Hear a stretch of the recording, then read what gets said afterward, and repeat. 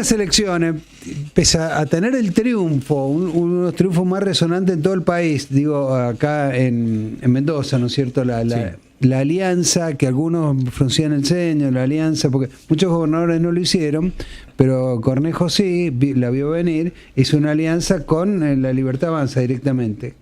Muy muy simple. Iban juntos y no se metieron en el berenjenal de estar a favor o en contra de Milei, digamos, en contra de Milei. Y el triunfo fue muy contundente. Pero pese a eso, empezaron las discusiones internas. Che, ¿quién ganó acá? Claro. ¿Quién era el macho de espada? Es como dice el dicho, el triunfo tiene muchos padres, la derrota es huérfana. Entonces decir, che, ganamos por ese porcentaje gracias a Cornejo, gracias a Milei, gracias a Petri, gracias a quién, ¿entendés? Una discusión, bueno, a los radicales les encanta, está claro. Que empezó esa misma noche. Si vos recordás los discursos en el búnker radical de Cambia Mendoza y La Libertad Avanza esa misma noche, escuchabas a Cornejo, escuchabas a Petri y ya sacabas algunas conclusiones. Después vino Petri en la televisión nacional a plantear que era un gran acierto de una estrategia de Karina Milei.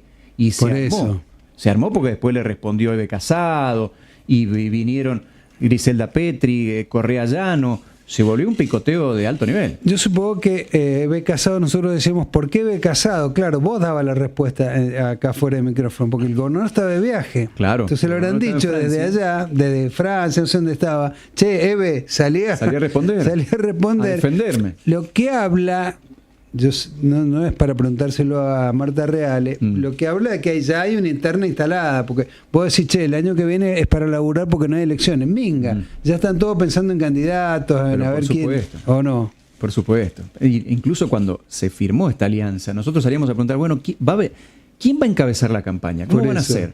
Incluso los spots, uno lo encabezaba el gobernador con visitas, con inauguraciones, y Petri los fines de semana. Y Argentina avanza o retrocede, todo eso era absolutamente nacional. Entonces, según los espacios cedidos a los medios, tenías un spot u otro. Parecía que faltaba cierta articulación ahí. Bueno, ¿quién fue el factotum? Bueno, Marta Reale salió a analizar. A analizar y a medir, a ver qué nos cuenta. Hola Martita, buen día. Hola, buen día. ¿Cómo están? Bueno, contanos vos, porque se arma todo el barullo político, pero vos lo medís después.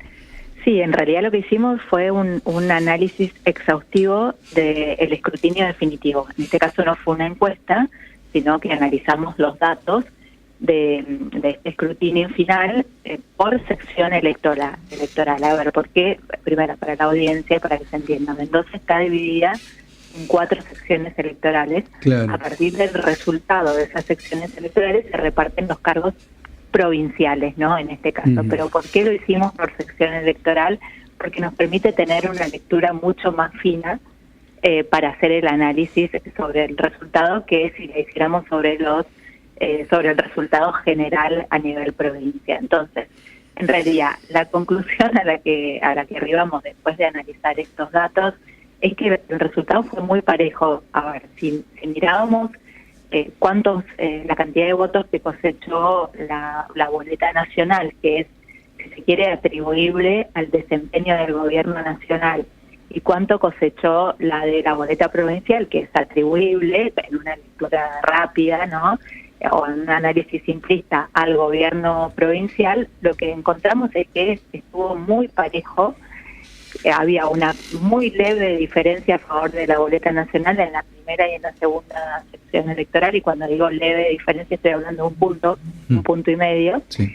Después, en la tercera sección, lo que encontramos es que estaban idénticos, ¿no? El porcentaje de votos sobre votos positivos fue idéntico, y en la cuarta sección electoral la boleta provincial se impuso sobre la nacional por 3 puntos, ¿no? Entonces, la realidad es que, bueno, termina siendo, ¿no?, fuegos de artificio, realmente este debate que se genera, porque el análisis, ¿no?, lo que se desprende de estos datos es que ambos espacios se beneficiaron de esta alianza. Claramente ambos estuvieron súper beneficiados, y la realidad es que eso se explica porque se trata de un electorado solapado, ¿no? ¿Eso qué quiere decir? Que ya lo veníamos contando, recuerden incluso en este espacio, es un electorado que tenía alta predisposición,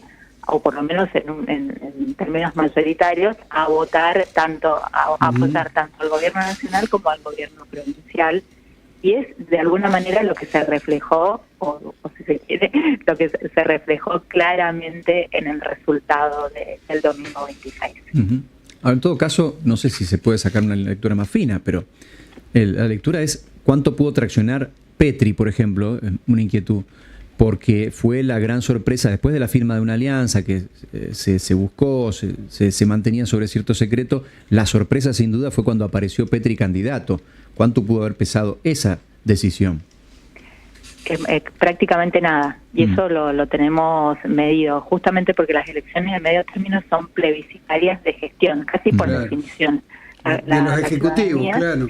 Claro, la ciudadanía tiene en estas instancias, en realidad lo que busca es premiar o castigar al gobierno de turno, tanto a nivel nacional como a nivel provincial. Incluso yo conté acá en el programa de ustedes, conté en el programa de ustedes que habíamos, el relevamiento que hicimos en el mes de agosto, nosotros empezamos a medir justamente en ese momento con el que pensábamos que quizás era una posibilidad que fuese candidato, que era Correa Llano. Claro. Y en el medio del proceso electoral, bueno, nos enteramos que el candidato finalmente iba a ser Luis Petri. Cuando cambiamos la boleta, porque medíamos con boletas simuladas, la verdad es que no encontramos ninguna diferencia. Y es eso, no es porque Luis Petri no aporte, porque puede ser un dirigente que pueda aportar en cualquier otra situación, pero en este caso puntual no, porque justamente había predisposición a apoyar tanto al gobierno nacional como al gobierno provincial, porque ese voto era mayoritariamente estructural, más que coyuntural, ¿no? Entonces, eso explicaba de alguna forma que la figura de él no tuviese incidencia, por lo menos en las elecciones de medio término. Quizás lo tenga, los candidatos en general tienen mucho más, pueden torcer más la decisión o impulsar más la motivación del voto en elecciones ejecutivas, pero en las elecciones legislativas no, justamente por eso, ¿no? Porque la motivación del voto pasa por otro lado. Ahora, Marta, esto pasa, digamos, cuando vos estás con tus candidatos siendo el Ejecutivo. Acá la gente vota a favor o en contra de Cornejo, de Milei, en Buenos Aires también, a favor de Kicillof o no. Pero los que no tienen poder, van al Poder Ejecutivo y quieren ser las fuerzas alternativas, ahí sí el peso está en ellos mismos. Te pregunto esto porque en la misma noche de las elecciones yo empecé a jugar un poco con Julián y Macio el tema de los candidatos, de los políticos que habían terminado su carrera política, según mi punto de vista. Por ejemplo, Schiaretti.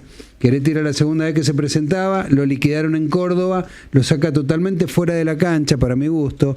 Le pasó a Urtubey, que ha ido saltando de un lado al otro, se unió a Cristina, lo masacraron en Salta, lo dejaron último prácticamente. El radical, ¿cómo se llama el presidente del radicalismo? Lustó, que está bien, entró de chiripa, pero sacó casi los mismos votos que la izquierda. Son carreras que sirven estas votaciones también para sacar de la cancha a muchos políticos tradicionales, ¿no? No, eso sí, bueno, sin duda, por supuesto. Pero bueno, en realidad lo que sucede es eso, ¿no? A ver, los electorados se alinean justamente a favor de los gobiernos o en contra del gobierno. Los que quieren votar en contra del gobierno, ahí sí aparece un abanico de opciones y en esos casos, bueno, las opciones por las que, o el espacio por el que se opta, hablemos siempre de opción, que la gente más digamos que opta más que elegir, ¿no? Porque lo hace en base a la oferta electoral que le propone la política, porque quizás si tuviese que elegir, elegiría cualquier otra cosa y no a esos dirigentes, pero lo concreto es que en ese caso sí, como vos decís, los candidatos quizás toman algún grado más de relevancia, y a veces no tanto el candidato en sí, sino digamos la afinidad más política, ¿no? Bueno, en este caso la oposición era el peronismo, o la oposición era el Partido Verde, o la oposición eran los jubilados, podemos mencionar varios de los espacios. Bueno, entre esa oferta diversa, para el que quería votar una opción opositora, bueno, quizás en algunos casos podía llegar a influir el candidato, pero vimos, por ejemplo, en Mendoza, dirigentes que, bueno, que tenían peso como dirigente en sí, como podemos ahora, no sé, mencionar un Difonso o el propio Badillo, y que tuvieron desempeños pobres, ¿no? Muy pobres, por eso. Ahora, con lo cual, de vuelta, las figuras terminan siendo bastante intrascendentes, más allá de esos casos puntuales que sí. Te hago dos preguntas cortitas, pues son casi las 9. Una, vos has relativizado esto, porque con el triunfo contundente del oficialismo acá uno dice, listo, quedó casi oficializado Petri, candidato a gobernador para el 2027, vos lo has relativizado con esto que dijiste, ¿no? Y la verdad que sí, primero porque es muy difícil poder afirmar que un dirigente va a ser seguro gobernador 2 años antes, ¿no? Sí. En Argentina en general y en Mendoza en particular, eso no existe, ¿no? Porque los escenarios son... No digo que vaya a ser gobernador, sino candidato, que para los radicales es la vida o la muerte, la interna y ser candidato. No, yo creo, a ver, dos cosas. En primer lugar, lo que se desprende es que les conviene, si se quiere, mantener esta alianza, porque ambos se han beneficiado. Eso, en primer lugar, creo que es el otro dato concluyente del análisis que hicimos. Y en segundo lugar, creo que ha quedado perfilado Luis Petri, pero creo que también el gobernador ha quedado perfilado con un gran poder de fuego para influir sobre... Para elegir. Claro, exactamente. Y vos decís que ha quedado empoderado el dedo del gobernador, le ha crecido el dedo índice a Cornejo. Definitivamente ha quedado empoderado el dedo del gobernador. Y después hay un lote de dirigentes que creo que pueden también competir supuestamente en una interna, si es que esta alianza se mantiene en el tiempo.